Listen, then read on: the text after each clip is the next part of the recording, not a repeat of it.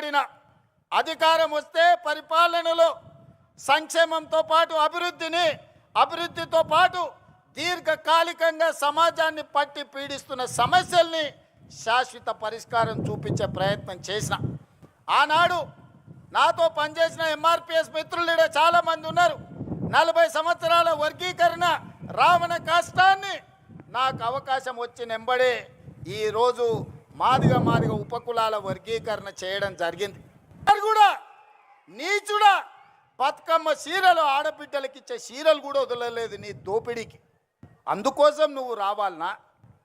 నువ్వు రాష్ట్రాన్ని 8,21,000 కోట్ల రూపాయల అప్పుల పాలు చేసినావు కదా, మరి మీరు 1,00,000 కోట్ల అధిపతులు ఎట్లా ఇరో లెక్క చెప్పమని నేను అడుగుతున్నా.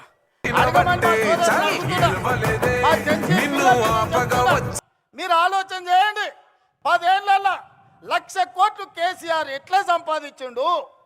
8,21,000 కోట్లు తెలంగాణకు అప్పులు ఎట్లా మిగిలినాయి? ఆస్తులు ఐశ్వర్యాలు కేసీఆర్కి ఎట్లొచ్చినాయి? అప్పులు తప్పులు మనకెట్లొచ్చినాయి? ఒక్కసారి ఆలోచన చేయండి.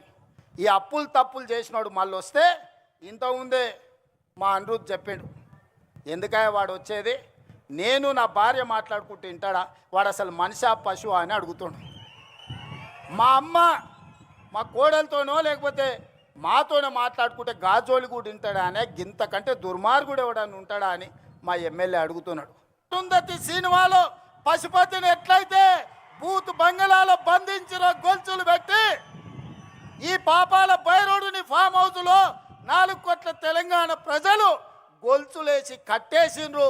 అక్కడే కుంగి కృషించి పోవాలి తప్ప అధికారం అనేది మీకు కలలో మాట. వేదిక మీద ఉన్నటువంటి ఇతర ప్రజాప్రతినిధులు, రాష్ట్ర ప్రభుత్వ కార్పొరేషన్ చైర్మన్లు, అధికారులు, అనేక ప్రాంతాల నుంచి మా ప్రియతమ నాయకుడు ముఖ్యమంత్రి మా అందరినీ ఇక్కడ కలవటానికి వస్తున్నటువంటి సందర్భంలో మేమందరం అత్యంత ఆదరాభిమానాలతో ప్రేమతో స్వాగతం పలకాలని ఇక్కడ విచ్చేసిన అశేష ప్రజానీకానికి మీ అందరికి కూడా ముందుగా నా హృదయపూర్వకమైనటువంటి నమస్కారాలు.